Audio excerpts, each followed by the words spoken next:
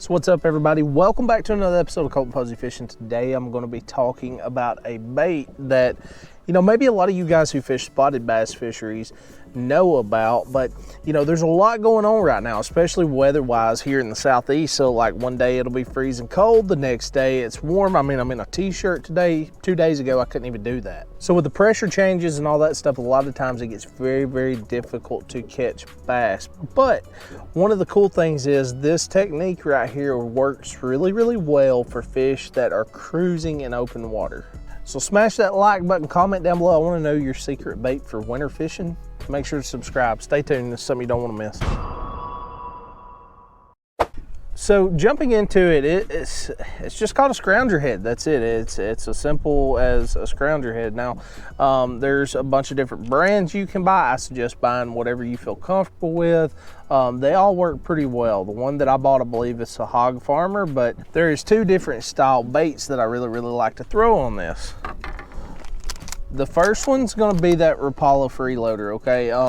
I really, really like the Rapala freeloader if I really wanna get that really tight side-to-side action. I guess it does it because it's lighter, it's thinner, it's flat on both sides. So, this time of year, throwing those flat-sided baits a lot of times triggers a lot more bites simply because of the tight wiggle that it gives it. Now, on the other hand, you can throw the Yamamoto Seiko.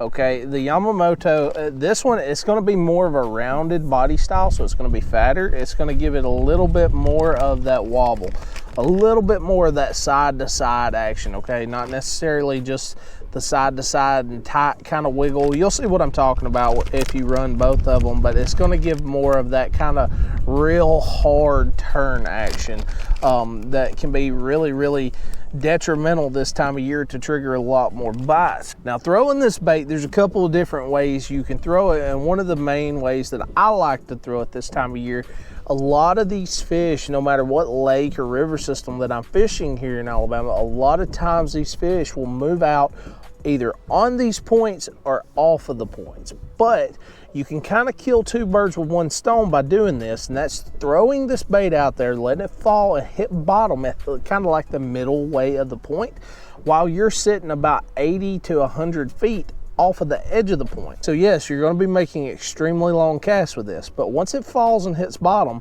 at this point, you're just going to slow retrieve this bait. Slow, slow, slow. I mean, just barely turning that reel handle and you'll feel that resistance.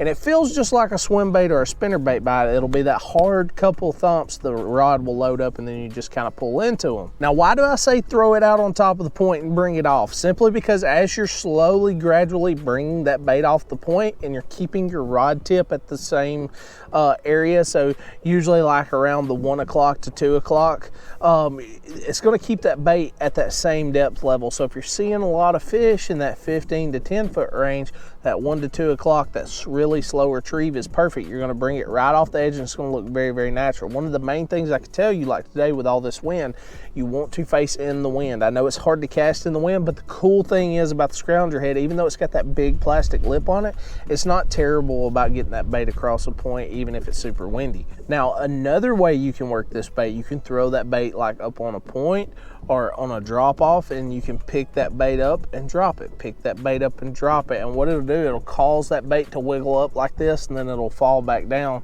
as it's twisting. And it's just a little bit different style of action. It's a different presentation with the bait, but a lot of times when these fish are set up close to the bottom and they're not really wanting to come up and feed, or they're not really wanting to run something down, 99% of the time when you reach that peak and as that bait right before it hits bottom, they'll hammer it. So, it's a great way to catch a lot more fish this time of year, especially when that bite gets tough. You can go all the way down to like micro finesse stuff, or you can go all the way up to like the bigger stuff that I'm using today. Now, as far as the head sizes, I keep it very, very simple: 1/4 ounce, 3/8 ounce, 1/2 ounce. I try to see what I can get away with this time of year. If I can get away with a 3/8 ounce or a 1/4 ounce, that's typically the two I'm going to go with. If I'm dealing with super like heavy wind, or I need to get down deep, like deep 40, 50 foot, if I'm fishing like a highland reservoir, then I like going to that 1/2 ounce. You may even have to go all the way up to a 3/4 ounce, just depending on how your fish set up. but the main thing is being able to keep that bait in the strike zone for a long period of time. You'll get a lot more bites. And then the final thing, the setup, 7'3" medium heavy. This is Tyco series by Thunderhawk. Use whatever you feel comfortable with, but the 7'3" medium heavy fast action, that's going to be perfect. Any type of multi-purpose rod like that is going to be great. I like the 7'3". It is that soft medium where I'm accurate at short cast and I don't have to worry about hitting anything.